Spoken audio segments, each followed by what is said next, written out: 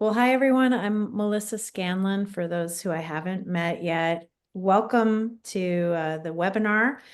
I'm a professor at the School of Freshwater Sciences at UW-Milwaukee, and we are coordinator of the Freshwater Collaborative Water Policy Network across the universities of Wisconsin. So thank you for joining us. Thanks for being a member of the network. I'm here today with the moderator of the event, which is Emma Ehrlich, who is one of our water policy specialists, and she is leading the coordinating of the network this year while she's got her Sea Grant Wisconsin Fellowship year with us. So we're thrilled to have her energy and abilities keeping us organized.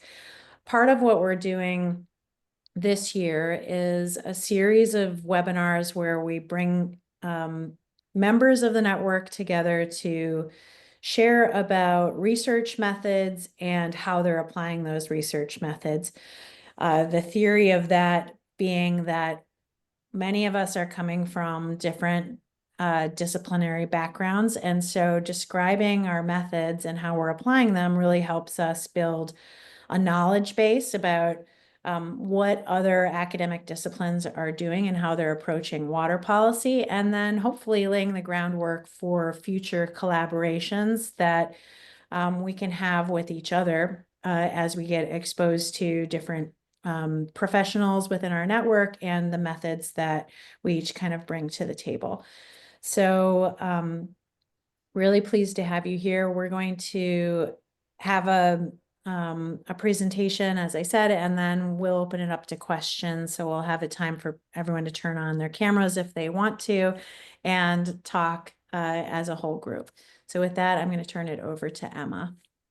Hi, everyone. Thanks so much for joining today. My name is Emma Ehrlich. As Melissa mentioned, I'm a water policy specialist at the Center for Water Policy, and I'm the Water Policy Network Coordinator. I recently completed my JD at the University of Minnesota Law School, where I studied environmental law. And I'm excited to introduce today's speaker, Amber Wichowsky. Amber is an associate professor of public affairs at UW-Madison, where she also obtained her PhD in political science in 2010. Prior to becoming a faculty member of UW-Madison, Amber worked at the U.S. Office of Management and Budget and was also professor at the Department of Political Science at Marquette University. Amber has a background in environmental public policy, and this has influenced her research on civic engagement. And she's here today to speak about her research on a collaborative governance structure established to address ground and surface water contamination in Wisconsin. So now I'll hand it over to Amber. Wonderful. Thank you so much. I might ask, if possible, if folks would not mind muting. Just my computer sometimes gives some background, some feedback here. So I'm going to share my screen, and I think it looks good. It's up. Wonderful. Well, thank you so much, Emma, for that introduction, and Melissa for the invitation to share some of this research. I want to note that this is a project that is in collaboration with my colleague Jill Barron, who is at Marquette University. And my talk this afternoon is organized around kind of five questions. So the roadmap here. As Emma alluded to, my focus is going to be on a collaborative governance structure that was established in Wisconsin several years ago to address the issue of non-point source pollution, farm runoff, and groundwater contamination in Kewaunee County. This might be a case that several of you on the call, or several of you, excuse me, in the webinar are familiar with. So I'll talk very, very briefly just to set the context about the problem. I'm also going to talk very briefly about what some argue is an effective approach to these challenging situations where you've got a socioecologically intertwined problem where collective action and systems level thinking are needed, but where the interrelationships among climate, land use, topography, politics, policy, all these things, geology are intertwined and can make challenging for policymaking. I'm going to talk most specifically about the research study and the research method. So that will be the bulk of my talk, with a focus on policy learning in the context of collaborative governance. And this study, which looks at if we expect policy learning to take place in these sorts of collaborative governance efforts, did we see it? And if so, what helped facilitate, help, or really hinder policy learning? And then I'll say at the very end, very briefly, I'll zoom back out. Like, why does this study of collaborative governance matter? I'll talk a little bit about this deliberative wave, particularly in environmental policy, as well as the sort of challenging context we find ourselves in, where there is, I would argue, a real need to build problem-solving capacities to address some of our most challenging public problems. All right, so for context, I'm in Milwaukee, so I'm not sure where you were joining from, but I'm going to ask us to travel from Milwaukee northeast up the Door Peninsula to Kewaunee County. Kewaunee County is a rural county, and it's dominated by dairy farming, where the number of cows, I think by the latest count, outnumber the number of people by roughly 5 to 1 magnitude. Kewaunee has faced a number of challenges for many, many years now with drinking water and groundwater contamination from nitrates, from E. coli, from pathogens, other pathogens, excuse me. And this just gives you a sort of sense. This is on the left of the screen is a notice that was affixed to a restaurant saying that they had been notified by the Department of Natural Resources that their water had tested high in nitrates. And it's recommended that small children and pregnant women and the elderly not consume it till further notice. The top right are just some samples of people opening the taps to their water, and that's the sort of water coming out of their taps. The image on the bottom right was actually shared by a resident in Kewaunee County. That picture then appeared in an article Susan Bentz, the reporter for WUWM, put together, where we traveled actually up to a county board meeting. And this was a resident sharing the picture of his front yard, which had really become this sort of manure lagoon from farm runoff. All right. So Kewaunee's challenges with water are longstanding, and really offer this sort of challenging picture of agriculture in the United States, but also here in Wisconsin. As many of you know, this is an industry that has consolidated. Wisconsin for many years led the country in terms of the number of farm bankruptcies. So while milk production and the number of cows have not decreased, the number of farms has, and the farms have gotten larger. And this has created a challenging situation, and it is challenging in particular on the Door Peninsula, but also several other areas of Wisconsin because of fragile geology and the hydrogeology. So the Door Peninsula, as well as many other parts of the state, has karst bedrock with thin topsoils, which means that it's very easy for things to infiltrate and get down to the groundwater table, and for groundwater contamination to take place. I'm not going to focus really on the science or the sort of environmental science behind Kewaunee's challenges. Rather, I'm going to focus on the social dimension. I'm a social scientist, and I'm interested in how people and communities mobilize in the context of these sorts of conditions. And Kewaunee has been home to really robust community mobilization and civic activism. Here just on your screen, you see residents who are sampling water, trying to document and to really draw attention to the challenges of safe drinking water. I should say many of the residents are getting their drinking water as well as roughly 30% of Wisconsinites through drinking water wells. On the top left, these are residents packing public meeting, listening to a report from a USDA a scientist talking about fecal contamination in drinking water wells. On the bottom right is just an image of residents from Kewaunee protesting at the state capitol about their concerns. Okay, in this context, this is going to be the question for me as a social scientist, argue that collaborative governance will be an effective approach to policymaking in these situations. First, we need to say, well, what is collaborative governance? For those who aren't familiar, these are efforts where public agencies bring in and engage non-state, so civil society, advocacy organizations, industry, and others in a decision-making process that's formal, consensus-oriented, and deliberative in theory, and that is tasked with making or implementing public policy or managing public programs or assets. Some benefits in theory of collaborative governance are that it can increase trust where you've got a lot of conflict and division about what's the right approach or even what's the nature of the problem. Collaborative governance might be able to help. It might help reduce conflict. And it can also help facilitate policy learning, the sharing of knowledge, and the sort of back and forth in a truly deliberative fashion.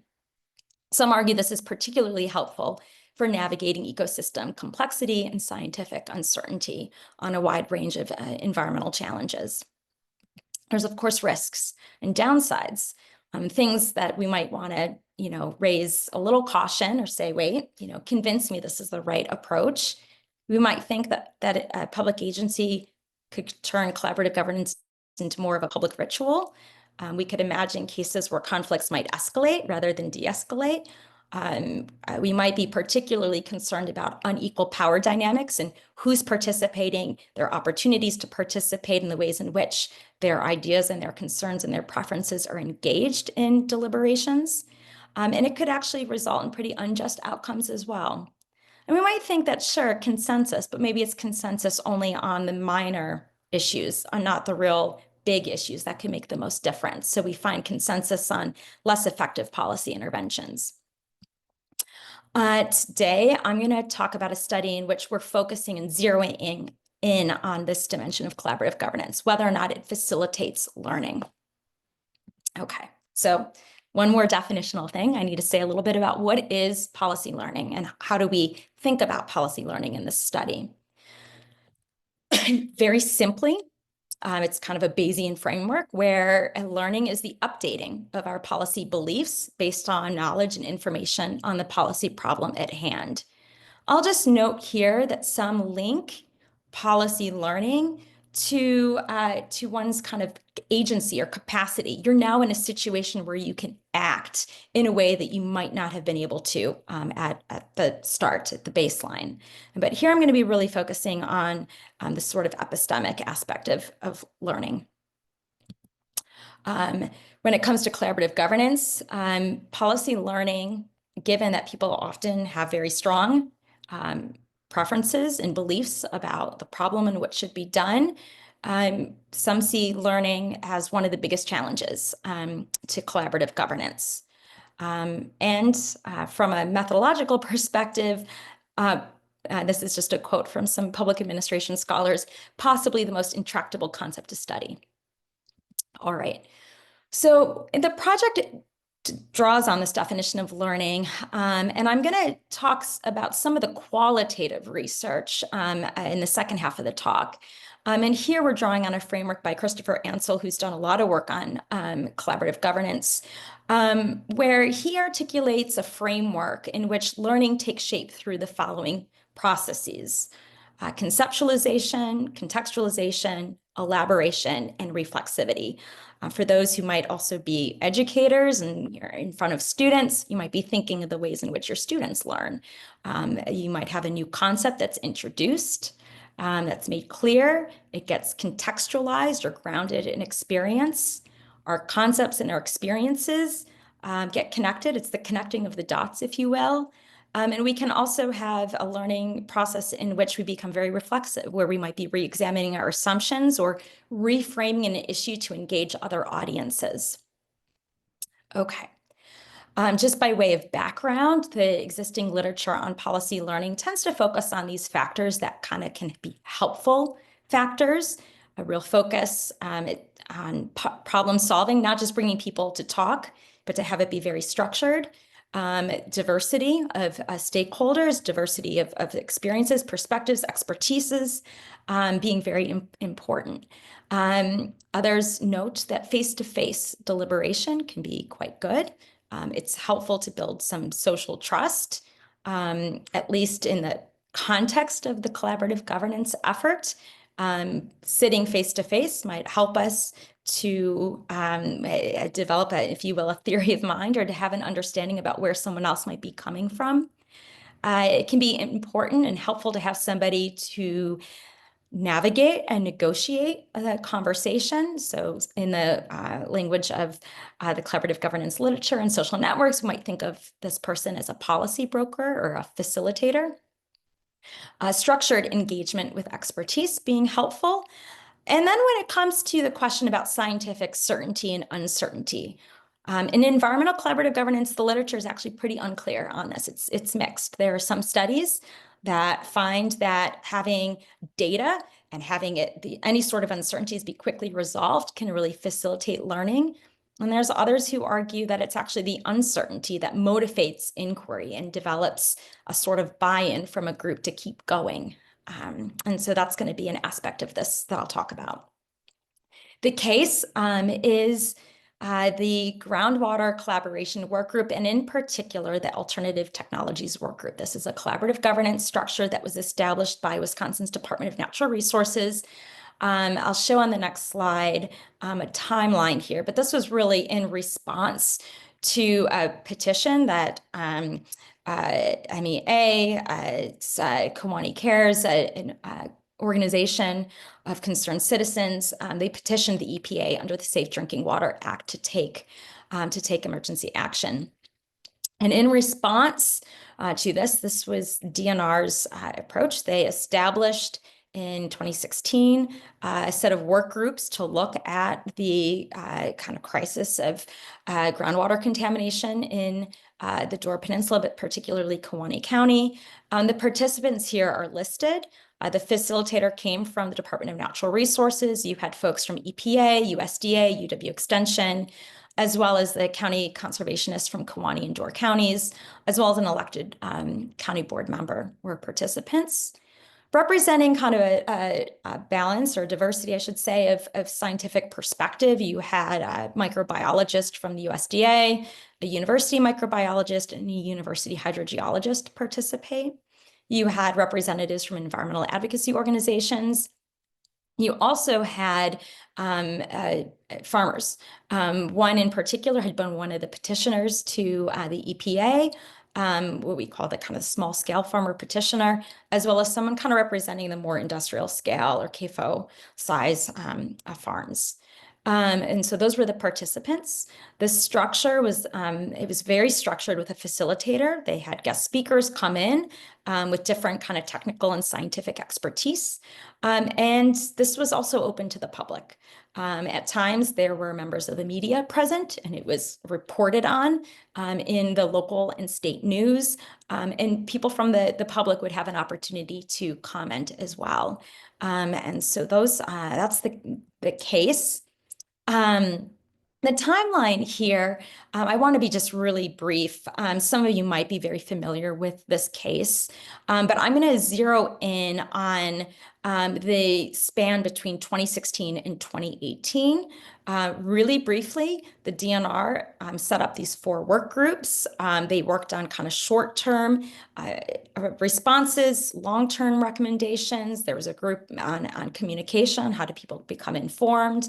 And the DNR also initiated a rulemaking dealing with the manure spreading, liquid manure here in Kewanee County. Following the publication of the work group reports in June 2016, the DNR stood up a work group to kind of continue the conversation on unresolved issues. They had a different name to begin with. Eventually, they're called the Alternative Technologies Work Group. And this group meets very regularly over the next 2 years. And it's their meetings and their deliberations that are the focus of the study. Oops, sorry. Okay, so our research questions. To restate, did collaborative governance facilitate learning? What helped or hindered? The ongoing piece of the research has to deal with the outcomes. What difference do these sorts of things, did it have an outcome or impact, excuse me, on policy or practice? This is ongoing research, and I can address it in the Q&A. All right, so our data, and since this is the real focus on methodology, our transcripts of all the meetings of the Alternative Technologies Work Group. It met regularly from 2016 to 2018. It translates to roughly 57 hours of discussion. It's a lot of data to work with. We had a team of students, research assistants, code the transcripts for participant, topic, which I'll say a bit more on the next slide, and date of the meeting. So we're looking meeting by meeting, participant by participant, and what they're talking about. We apply a mixed methods approach. I'm a social scientist. I do a wide range of methodological approaches. Some of my research is experimental. And so a randomized control trial. This is not a randomized control trial. I also do large N survey-based research. This project has a bit of a quantitative focus. We're applying social network analysis to the corpus of text, as well as qualitative research as well. And so I'm going to present both some quantitative as well as qualitative results. So the mixed methods approach, I'm applying a network analytic approach to assess the structure and the dynamics of these deliberations. And then to complement and really supplement that analysis is a qualitative piece of the study, focusing on tracing out this, what we might call the causal mechanisms, or the sort of links that get us from point A to point B. So that kind of close observation. This research study took place over several years. It was supplemented by observations, so us going up, attending meetings, archival research, as well as interviews with various stakeholders and community members. All right, some advantages to this approach. First, we can't measure policy learning just by looking at the policy outcome. It tells us nothing. It's a black box. So what previous studies have done is they'll survey participants. How was it? Did you learn anything? What did you learn? And they might conduct some in-depth interviews. But we might be concerned here about the reliability of self-reports.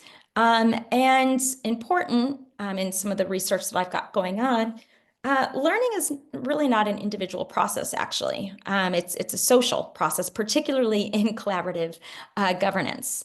And so just focusing on individual responses to a survey or individual answers in an interview misses some of that.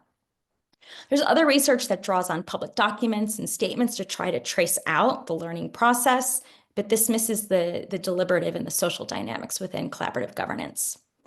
There are increasingly some studies that look at networks, who are the actors and how are they connected. Much of that work really focuses just on the kind of identities of the participants and the actors. And it's missing the sort of substance of the deliberations as well as the overtime or temporal dynamics. And then we have sort of the meta-analyses of various case studies of collaborative governance, which have called for the need for more careful within-case analysis. And that's what I'm going to be presenting that Jill and I have been working on, is that within-case analysis. Okay, some advantages. Network analysis is going to help us in some sense look at conflict and cooperation within collaborative governance. This comes out of the collaborative governance literature. It can also, from a deliberative democratic theory perspective, also shed light, if you will, on maybe some of the pathologies within deliberation that are echo chambers, confirmation biases, the sort of polarization that can also take place. But humans are complex, and human communication is complex. We don't kind of receive and express messages. This is from a quote here. Love it. And the same way that one buys and sells goods. And this is really where the qualitative research can shed light. Okay, so I noted that we had 57 hours of discussion of the alternative technologies work group. This was a lot of data to make sense of. And so it was a very iterative process to develop a code book. You can imagine going down to a very granular level to kind of thinking about the ways in which the conversation bucketed into several kind of categories, if you will, and figuring out what that right sort of how much to zoom out and zoom in within the context of the deliberation is something we're still working on. What I'm going to present today is where we've taken codes that have our code book where we have abstracted, or not really, aggregated up to 5 key areas of discussion. And I'll say what these are very briefly. The first is what we call carrying capacity. So this is any discussion talking about the fact that this is a vulnerable geography that maybe cannot support that scale of agriculture. And therefore, the solution will be to use the permitting process to possibly do moratoriums or limit herd sizes. We're going to call that carrying capacity. That sort of discussion gets classified there.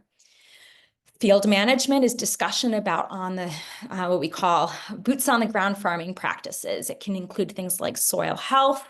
And in fact, this is a big part of the deliberations about things that can improve soil health and why that would matter. A third category of discussion is manure management. So this is discussion of treatment systems. It could be everything from manure digesters, composting, discussions about changing spray irrigation, as well as trying to figure out how to decrease water content. Policy, any discussion about regulations to protect water quality, performance standards regarding where you can spread manure on the land, discussion about permitting and other sort of policy-focused discussion. We're going to call that policy. And finally, connections to water quality, which is why people are being brought together in the first place. So this is discussion of ground and surface water contamination, including discussions of bacteria, viruses, NP, as well as other conditions that might increase vulnerabilities to groundwater contamination. Our method is to use epistemic network analysis. This is an approach developed by one of my new colleagues at UW-Madison. This is an approach, and we've actually toyed around with several different ways to model deliberations using network analysis. And there's some advantages, I think, to this approach, but also some limitations that I'm going to talk about at the end. In epistemic network analysis, we're going to look at the co-occurrence of topics in a conversation, and that'll be the connection. It analyzes networks simultaneously and allows us to both visualize these networks as well as test statistically for differences. The unit of analysis is all speaking turns associated with a given participant in a given meeting. And we're modeling the connections and that person's speaking throughout the meeting. We visualize using these network graphs, so our nodes are going to correspond to the topics that I just showed, and the edges reflect the relative frequency of how often those concepts are coming together. And we're particularly interested in policy learning. To what extent does policy become part of the conversation, and in what ways? What's nice about epistemic network analysis and the visualizations is that it fixes the nodes, so we can actually also interpret the two-dimensional space about kind of where the meetings are and where participants are, and this will become clear momentarily. Okay, so there are many meetings, and I could throw lots of different networks at you, but to kind of simplify my presentation here, I'm going to show you the epistemic network from the beginning of the collaborative governance initiative, effort structure until the end. So we're going to look at, in this case, mid-2016, and then looking at mid-2018. The 5 topics are the nodes, so manure, capacity, policy, water, field, and those are fixed. So we're going to be able to see kind of where conversations move. And I'm also going to then show you how participants are connected in this space as well. You can see well, I should actually explain. The blue lines reflect the July 2016 meeting and where most of the conversation took place. And then you can look at August 2018 and you can see the sort of prevalence of topics or conversation. A thing that you should note is policy is a much more frequent discussion in 2018 than what it was in 2016. And I'm going to show in a few slides that this is the sort of trajectory over time. So that 2016 meeting here, it shows I've just broken them out. So you can kind of see that July 2016 meeting, really participants were focused on manure management. How do you get water? How do you deal with the volume of liquid manure? And what might be field practices? And that sort of connection, as well as some discussion about the implications for water quality. By August 2018, you're going to see stronger connections across actually all 5 topics, but really it's policy becoming the kind of central piece here of the conversation, bringing these pieces together to answer that question, what should we do? Again, I'll kind of offer some different visualizations. This is 2016 to 2018. This is a little small on my screen, so I'll just kind of say very briefly. In 2016, what you're seeing here is like the average for like where you would place the meetings. So these are each meeting that took place in 2016. So that's a square, and they're different colored. And the dotted lines around that are the confidence interval. And what's nice is you can kind of see where in the space meetings go. In 2016, the meetings are all over the place, to be honest, as the group kind of explores various aspects of this issue. If you might think about like searching the sort of problem space, all of these meetings end up being very distinct from one another. In 2017, we start to see a little bit more coalescence, if you will, but not completely. This was a year in which there were different experts who were brought in, this sort of zooming in and zooming out of particular issues. And by 2018, it's a process in which these elements are being brought together and focused on specific policy changes, which include, but are not exclusive to NR 151. For those who are familiar with that rulemaking back in 2018. Okay, what's nice about epistemic network analysis is not only can you look at the differences across meetings, but you can also look at where participants are placed within the context of the deliberations. You can look if this placement changes over time. Are people kind of coalescing? Are there sort of cliques or distinct kind of polarization or bifurcation in the network? And here, each square is a participant. I've kind of suppressed the different meetings as well as the confidence intervals because the visualization becomes a bit messy. A thing to note here is that folks really clustered around discussions eventually around policy. But you also see some differences reflecting people's particular backgrounds. So for example, our university microbiologist is kind of up further away from the rest of participants, really reflecting their focus, which was really on water and how manure runoff is impacting water quality and the challenges there. Likewise, our university hydrogeologist is positioned much closer to discussions of water. We were particularly interested in conflict. We had 2 sort of participants who you might think of as reflecting kind of different perspectives on the problem and what to do about it. And this is our small farmer, one of the petitioners, shown on the right, and their contributions in the conversation, and the CAFO operator on the left. What's interesting is that you might expect that these are individuals who will be very far apart in the sort of deliberations, networks, kind of talking about different issues, different aspects. And that is not necessarily what we observe. In fact, over time, you see this sort of in a truly deliberative way. And we've modeled this a few different ways. You see the sort of growing elaboration and engagement among all participants, but also including those who really began on kind of, I don't want to say different ends of the issue, but offering very, very different perspectives.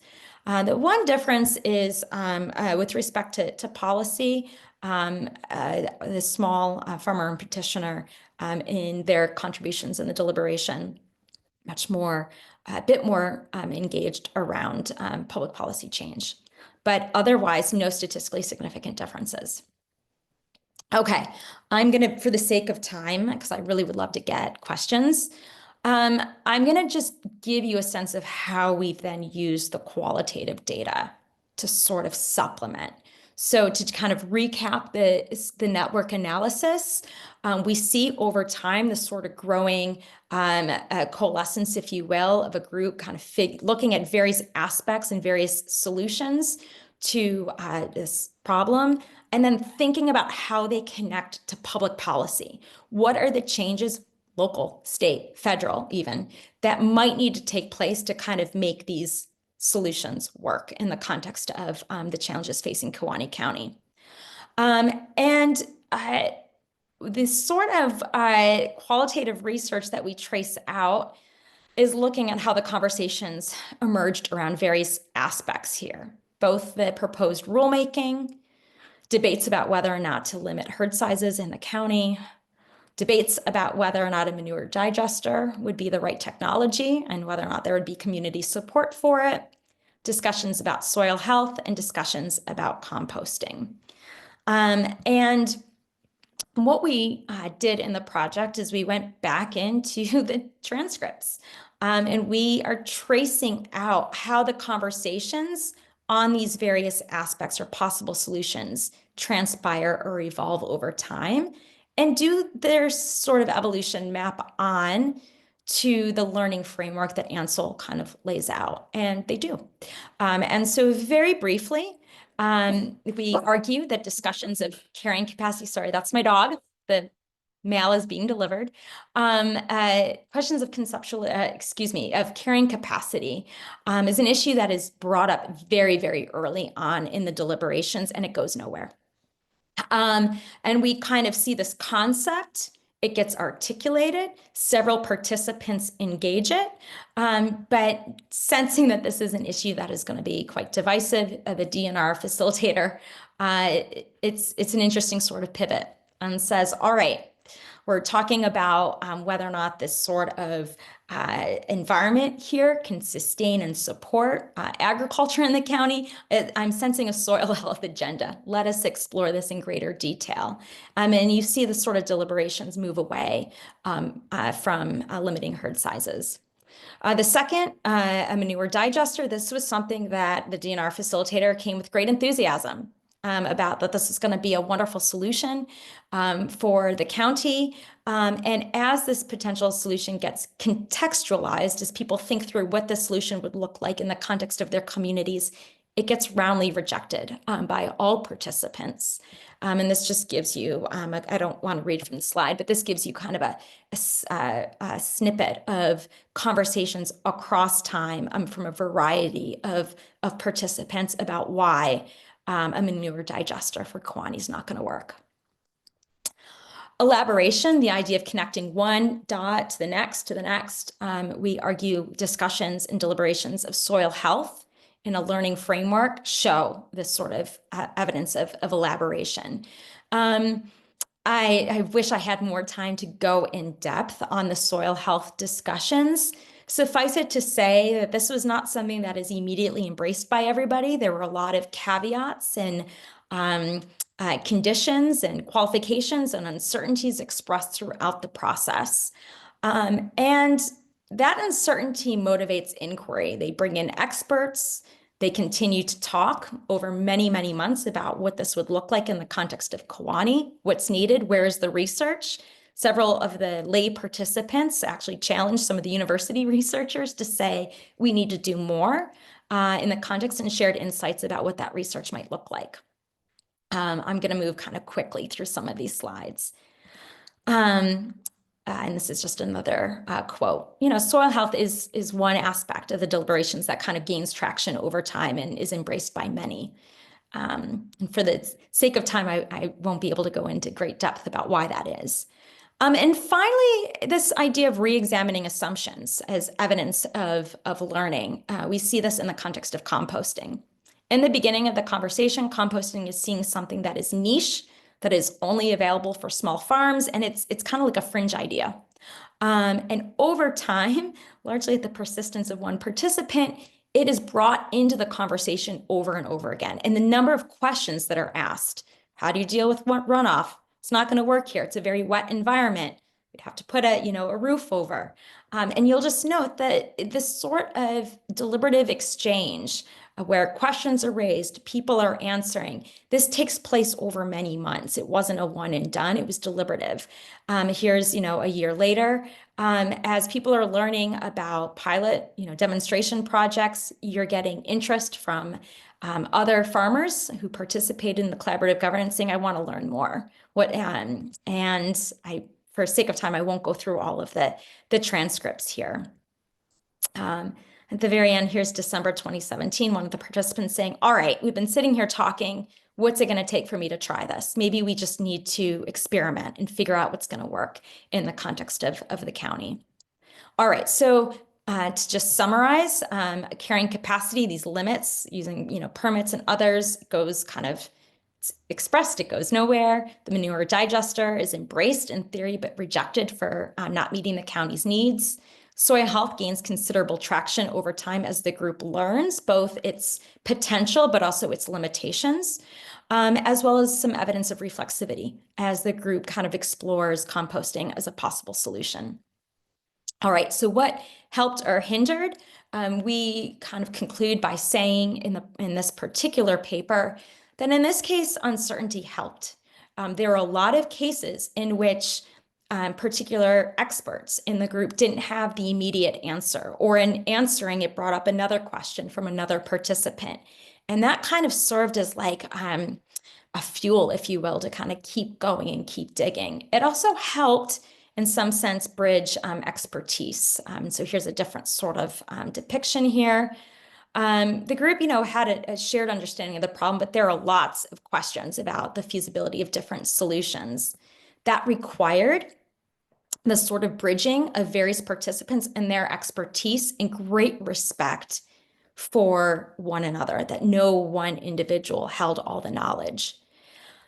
In the context then, or in that case of bridging expertise, the deliberations really drew a lot of attention to local contexts. Okay, in theory, this might work, but would it work here? And that attention to context, again, helped to bridge the sort of lay and scientific expertise present in the group. So our conclusions in the context of 2+ years of deliberations of a work group looking at a real environmental challenge in the state, we argue that collaborative governance did help facilitate policy learning. We argue that the sort of research has implications for collaborative governance, for thinking about the role of public agencies, what it means for effective facilitation. And I also think the broader project speaks to both a quantitative approach, which really helped give us a sense of who's active, what are they talking about, and being able to then go back into the context of a particular meeting. And the benefits of supplementing with qualitative research and that sort of deep dive, which includes archival and interview and direct observations. Limitations and next steps. This is a single case study. Like much of the research in collaborative governance, we have these case studies. And case studies can be good for theory development, but next steps for our group is to think about cross-case comparisons. So maybe same problem, but different locations in the state. We might think about in the context of our kind of post-COVID, many of these sort of collaborative governance efforts are taking place online. What happens when that takes place? And what happens when you don't have as much social trust? Our research is still going on about how this learning affected outcomes, both in policy as well as practice. So what are farmers in the county doing now, and are they doing things differently? And it raises questions about scalability. I'm going to show a slide, my last slide, which will show you this sort of deliberative wave across the world, particularly in environmental policy. So that's perhaps promising, but how does it scale? We've got these like local efforts, and there's some research that kind of puts this these collaborative governance or innovations in deliberation in kind of thinking about it more systematically in what we call a deliberative systems approach, thinking about what's the role of the media, what are the role of like networks of actors outside of these, in my context, the work groups. And then I've got a project that I'm really excited about because it's fun, because it gives some bridge to just stuff I do in the classroom, which is thinking about public reasoning. I think the epistemic networks shed some light, but you might have noticed that the sort of reason giving, the sort of logic that people are offering in these deliberations is absent. And so we're working on developing a modeling approach that would bring in the sort of causal logic, if you will, from each participant and how that changes. So thinking by causal logic, this sort of think about like but, and, because, the sort of reasons that people give. And that project, I'm excited to investigate the ways in which scientific evidence is used in these sorts of efforts. And here's the deliberative wave. And this is my last slide, and I'll stop sharing. And this just shows over the span of many years, decades, just the growing number of these sorts of efforts, bringing diverse stakeholders together to really be focused on problem solving. Environmental policy is the top issue that these groups come together. And I argue we need more research on whether they work, and if so, why. And with that, I'm going to stop, and I look forward to your feedback. Thanks. Thank you so much, Amber. That was great. Yeah, everyone, please feel free to jump into some questions or raise your hand or put it in the chat, and I'm happy to read out loud if you can't access your microphone right now. I just saw Eric's hand pop up, so we can do that first.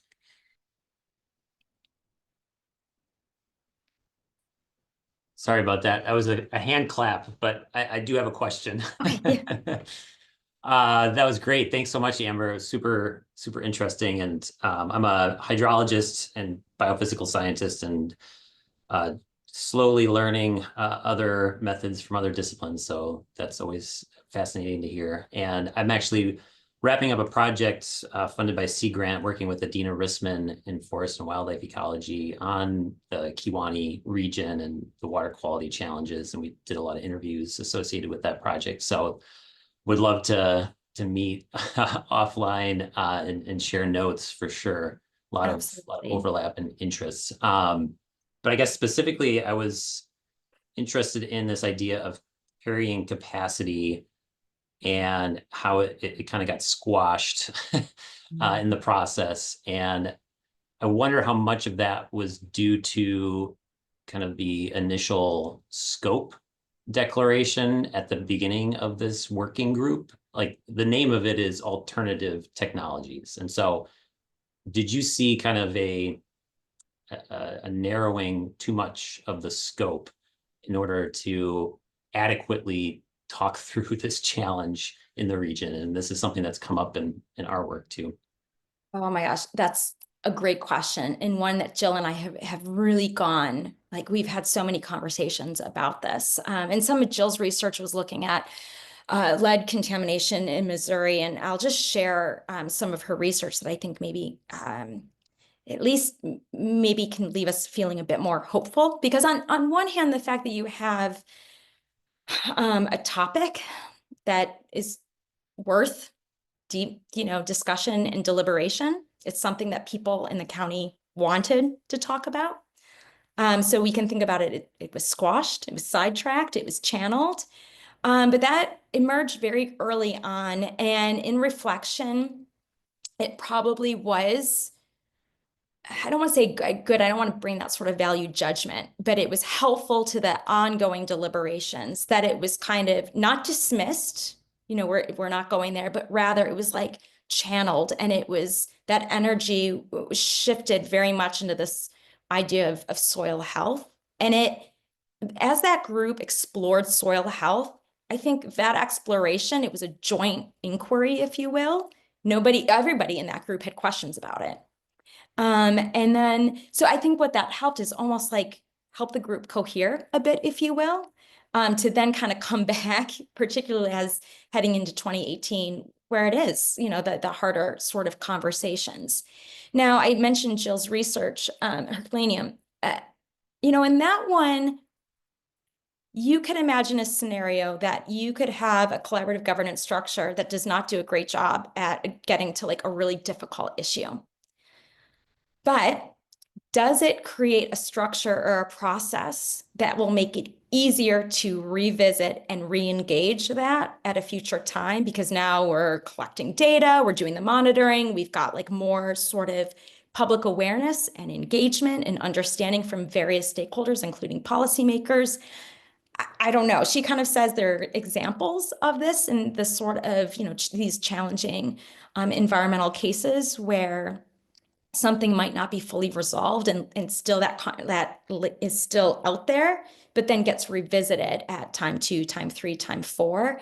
I think we're still in this like, unknown. And I'd love to follow up, Eric, and like just hear your experience. This project that I presented is so time bound, right? I was looking at 2016 to 2018. A lot has happened, since then. And we are really focused on the dynamics of the work group process itself. But then to be able to put that in conversation with the so what question is where we're going with this project. So love to connect. Great, thanks. Does anyone else have any other questions? Also, please feel free to turn your cameras on. Melissa.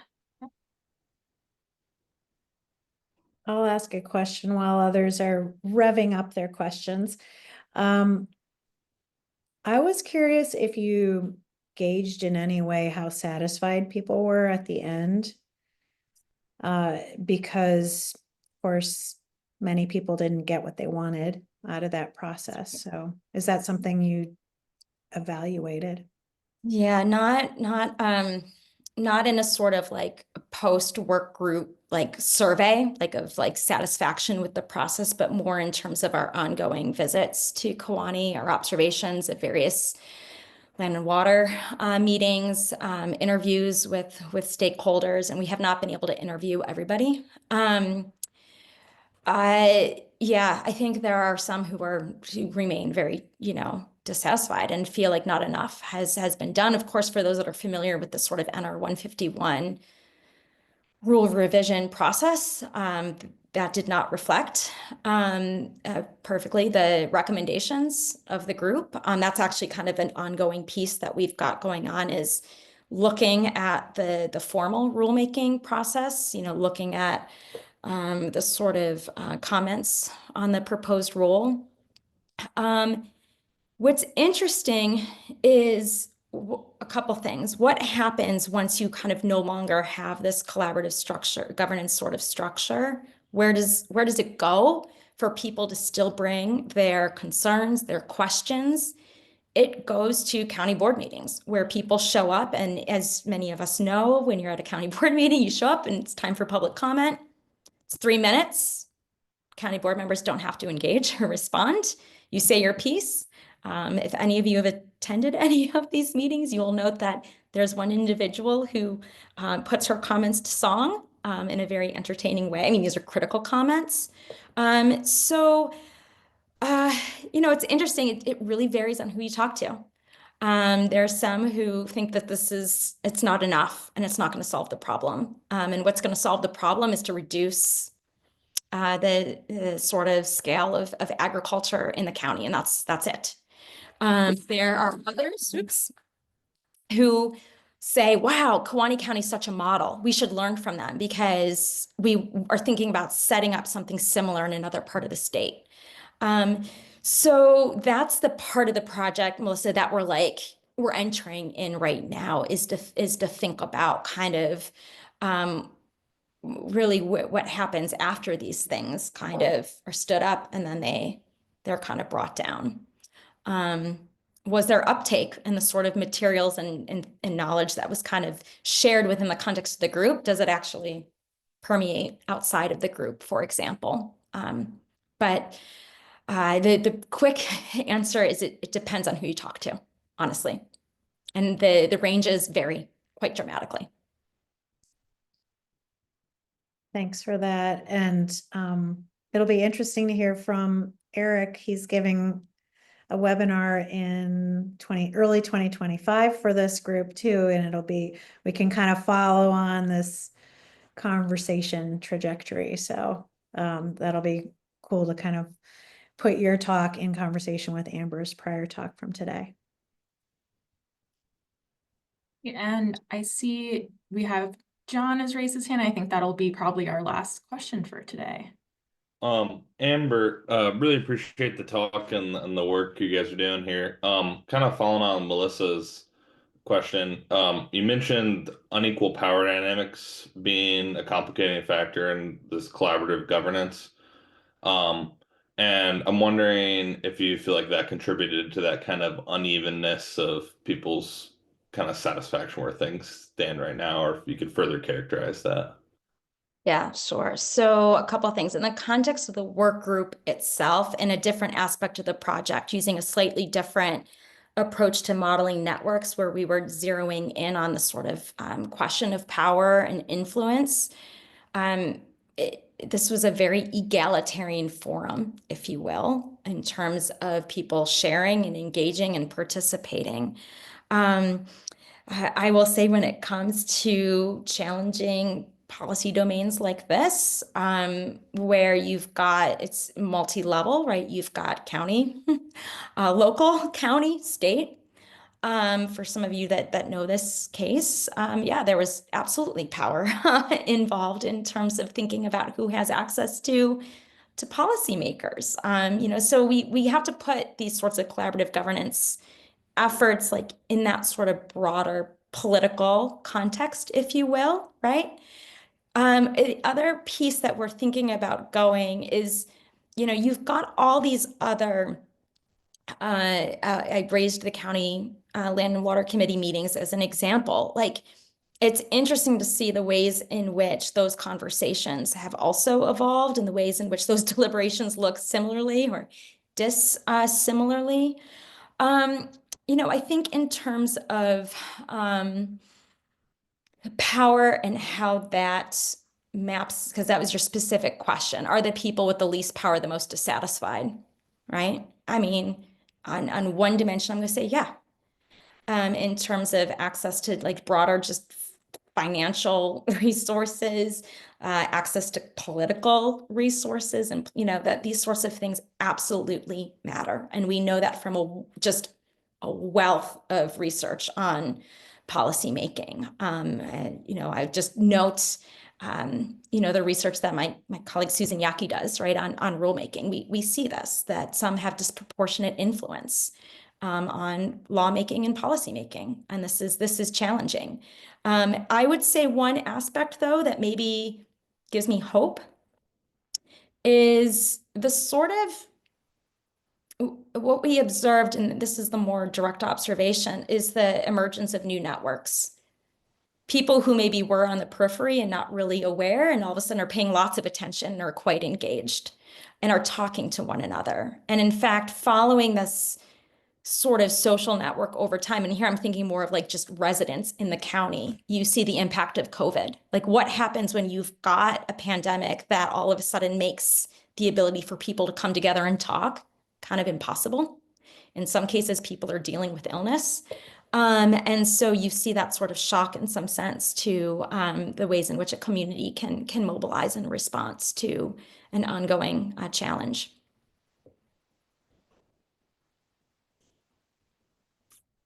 All right. Well, this was just a fantastic talk, Amber. Thank you so much for explaining your methods in such a thorough, easy to follow way. And the research, it's really interesting to hear about this. And I'm excited for our next one, which will be in a few weeks. So stay tuned. You'll get an email from through the network listserv from Emma for the next one. And I hope you guys will participate in that as well as we engage in our own learning, right? Individually and socially. I liked that point, Amber, about social learning. And Thank you to Emma for moderating and for all of you for joining us today. It was really nice to see you briefly over lunch. Thanks so much for the opportunity. Thanks for the comments. Those were great. Thank you. Thank you.